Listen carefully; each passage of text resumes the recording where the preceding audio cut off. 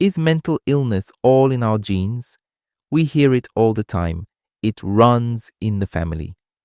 But what if that's only a fraction of the story? What if the deepest roots of our mental well-being lie somewhere far more personal, yet profoundly shared? Welcome. Today, we're diving deep into a question that touches so many of us: the inheritance of mental health conditions. It's a complex puzzle, and for too long, I believe we've oversimplified it. You see, when researchers look at mental illness, they often first check for hereditary factors, for something physiological in the brain. And honestly, they haven't found a single definitive mental illness gene. Yet they do find patterns in families: a grandmother with depression, an uncle with anxiety.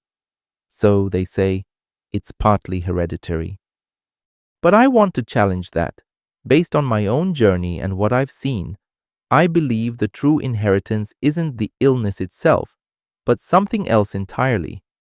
It's like we're handed a map, but the most crucial path, the one leading to understanding these struggles, is often hidden. And today, we're going to try and find that path.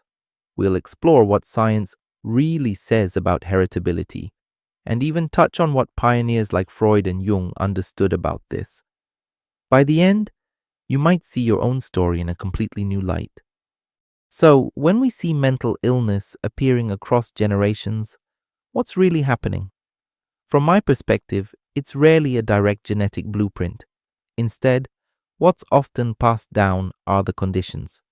It's like inheriting a series of flower pots. If the first generation's pot has poor, dry soil, an unloved parent, the plant child struggles. Then, seeds from this struggling plant are sown, but they're often put into another pot with similarly poor soil, provided by the now grown, still struggling plant. It's the soil, the environment that's being passed on, more so than a faulty seed itself. Think about it. If a child grows up in an environment where they don't receive the love and validation they need, and sadly, this is more common than we'd like to admit, they don't blame their parents. Children are instinctual. They feel it deeply when they're not truly loved, but they can't comprehend that their parents, their gods, might be flawed. So they internalize it. I must be the problem. I am not good enough. This isn't because parents are inherently bad. Often they themselves weren't loved. They carry their own unhealed inner child, and unknowingly they pass on that lack. And our early experiences, they create profound conditionings. You might know of Pavlov and his dogs. He'd ring a bell, give food, and soon the bell alone made them salivate. For us humans, it's similar. We receive inputs from our environment, especially in those crucial first years.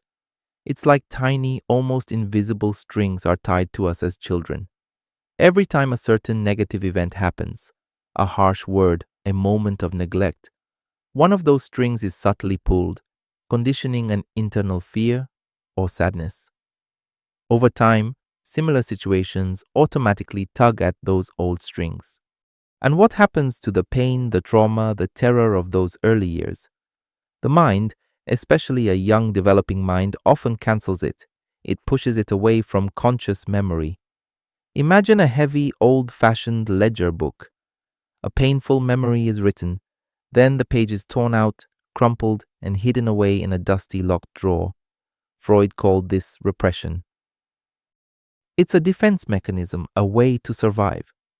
But that pain doesn't disappear. It festers and can reemerge years later as panic attacks, depression, or other symptoms.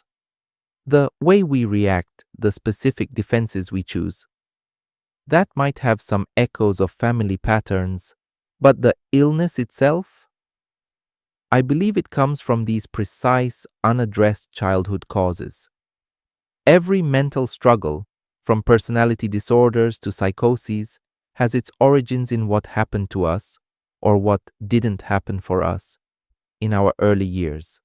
Now you might be thinking, but what about all those genetic studies?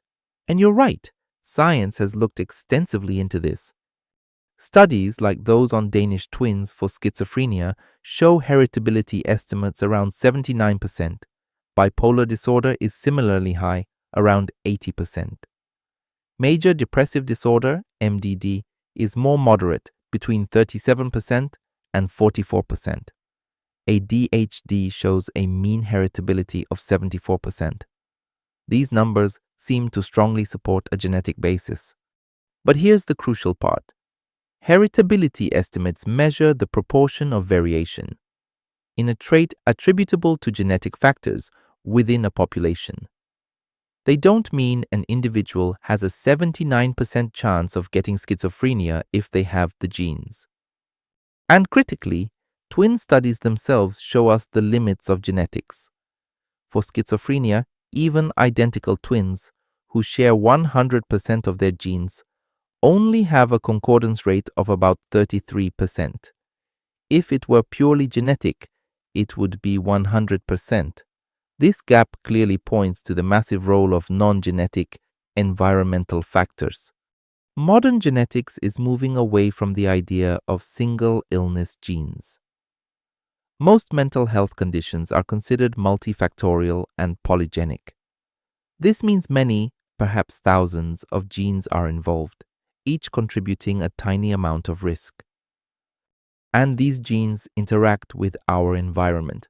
For instance, research has found an interaction between a gene, AKT1, and cannabis use increasing psychosis risk.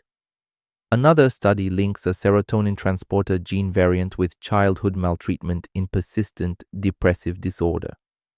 This is vital. Genes might create a vulnerability, but it's often our experiences, especially adverse childhood experiences, that trigger the expression of these vulnerabilities.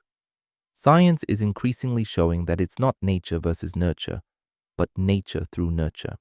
This idea that our early life and deeper psychic structures shape us isn't new.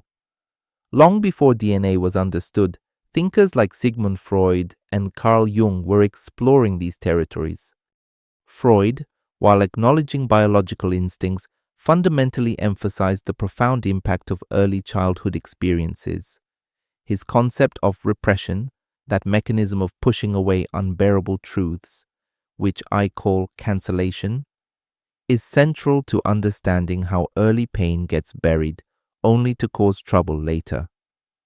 He saw a dynamic interplay, innate drives needing to adapt to social demands, with conflict fueling neurotic symptoms.